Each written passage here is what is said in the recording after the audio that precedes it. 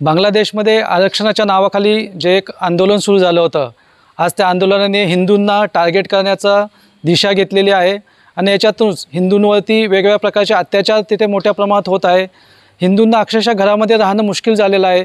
हिंदू महिलांवरती बलात्कार होत आहे, हिंदूंच्या हत्या होत आहेत, हिंदूंची घरे लुटली जात आहेत, त्याबरोबरच त्यांची दुकानेसुद्धा लुटली जात आहेत आणि मंदिरंसुद्धा सुरक्षित नाही आहेत। मंदिरामधल्या मूर्तींची तोडफोड होत आहे, तिथं लूटमाट मार चाललेली आहेत। अशा प्रकारे हिंदूंच्या मनामध्ये एक भीतीचं वातावरण त्या ठिकाणी निर्माण झालेलं आहे।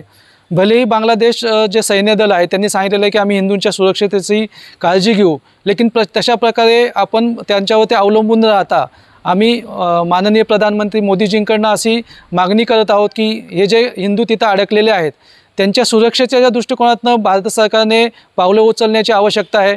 तिथं ज्या हिंदूंचा नरसंहार होत आहे, त्यांच्या हत्या होत आहे, त्यांना सुरक्षा प्रदान केली पाहिजे। महिलांवरती ज्या पद्धतीने तिथं बलात्कार होत आहेत तर त्यांच्यासुद्धा शीलाचं रक्षण जो आहे भारत सरकारने केलं पाहिजे।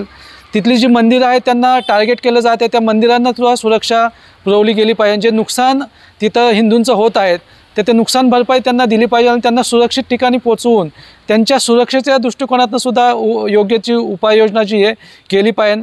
याशिवाय आम्ही प्रधानमंत्रींना अशी सुद्धा मागणी करत आहोत की हा जो विषय आहे तो त्यांनी संयुक्त राष्ट्र संघटनेमध्ये उचलला पाहिजे आणि त्यांचं एक पथक तिथं पाठवलं पाहिजे।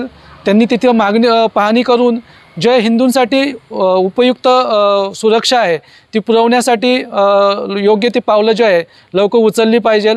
या सगळ्या घटनांचे जे व्हिडिओ आज सोशल मीडियाच्या माध्यमातून समोर येत आहेत त्याच्यामधनं असं दिसत आहेत की जे हिंदू आहेत ते अतिशय भीतीच्या वातावरणामध्ये तिथं जगत आहेत। त्यांना आपल्या स्वतःची जीवाची, आपल्या कुटुंबाची जीवाची भीती इतकी निर्माण झालेली आहे की ते घराच्या बाहेर पडू शकत नाही आहे।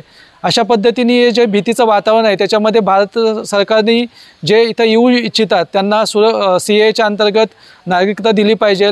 याशिवाय जे 5 कोटी इथं इलिगली मायग्रंट आलेले आहेत ते सुद्धा अशी शक्यता आहे की या सगळ्या घटनांचा दुरुपयोग करून इथं सुद्धा अंतर्गत अशांती निर्माण करू शकतात। तर यासाठी सुद्धा भारत सरकारने आणि प्रत्येक हिंदूंनी सजग होण्याची आवश्यकता आहे, कारण की बांगलादेशमधले हिंदू आहेत ते आज भोगत आहेत आणि हीच परिस्थिती भारतामध्ये सुद्धा येऊ शकते।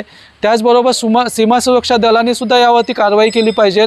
आपली जी सुरक्षा आहे ती वाढवली पाहिजे जेणेकरून ही 5 कोटीची संख्या जी आहे अजून वाढली नाही पाहिजे। अशा प्रकारची मागणी हिंदू जनजागृती समितीने माननीय प्रधानमंत्रीकडे केली आहे।